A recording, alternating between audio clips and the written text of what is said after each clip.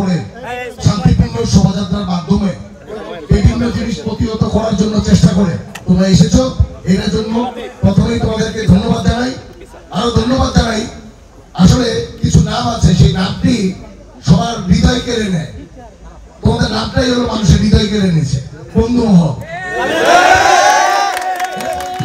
যেটা মনে হয় আমিও তোমাদের বন্ধু হইতে পারলে, অথবা তোমরাও যদি আমাকে বন্ধু হিসেবে নিয়ে নাও, তাহলে আমি আজকে তোমরা জানো যে আগামীকাল একটা স্বৈরাচার সরকার, যে সরকারটা বাংলাদেশে বিগত 17 বছর মানুষের রক্ত চুষে খেয়েছে, বিগত 17 বছর মানুষকে বিভিন্ন ভয় ভীতি দেখায় ওরা ছিল, সরকারের মাধ্যমে ছিল। আশা করি যে এই ভয়টা দেখানোর জন্যই আবার আগামীকাল ওরা বলছে ওরা লকডাউন দিবে নাকি শাটডাউন দিবে, এরকম একটা নাম নিয়ে ওরা চেষ্টা করছে মানুষের মধ্যে এই ভয়টা দেখানোর জন্য। তবে মানুষের আসলে ভয়টা চলে গেছে, ওরা এটা জেনেই ওরা দেশের বাইরে থেকে ওরা চেষ্টা করছে মানুষকে নামাইতে। আসলে এইটা কোনো জিনিস না, এটা একটা দুষ্ট মহল, তারা চেষ্টা করছে আবার মানুষকে ভয় দেখানোর জন্য। বাংলাদেশের মানুষ এখন তাদের প্রতিহত করার জন্য একটি ছোট বাচ্চার থেকে ধরে প্রতিটি মানুষ বসে আছে, তারা কবে আসবে বাংলাদেশে, কবে তাদের শাস্তির আওতায় নিয়ে যাবে।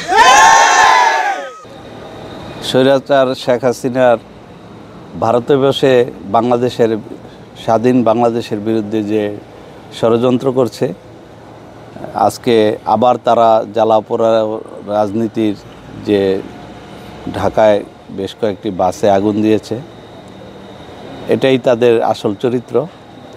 তারা বিগত দিনে বিগত 17 বছরে যে মানুষের উপর অন্যায় অত্যাচার করেছে, গুম খুন করেছে, তাদের বিন্দুমাত্র অনুশোচনা নাই। তাদের দলের থেকে কোনো ধরনের বক্তব্য এখন পর্যন্ত আসে নাই, কোনো ধরনের অনুশোচনা নাই। তারা আবার দেশ বিরোধী ষড়যন্ত্রে মেতেছে। তো বাংলাদেশ জাতীয়তাবাদী দলের সৈনিকরা এই অন্যায় অত্যাচারের বিরুদ্ধে এবং বাংলাদেশের আপামর জনসাধারণ, ছাত্র জনতা বাংলাদেশের স্বাধীনতা এবং সার্বভৌমত্ব ধরে রাখার জন্য, অক্ষুণ্ণ রাখার জন্য যে ভূমিকা পালন করেছে, এখনও সবাই সোচ্চার আছে।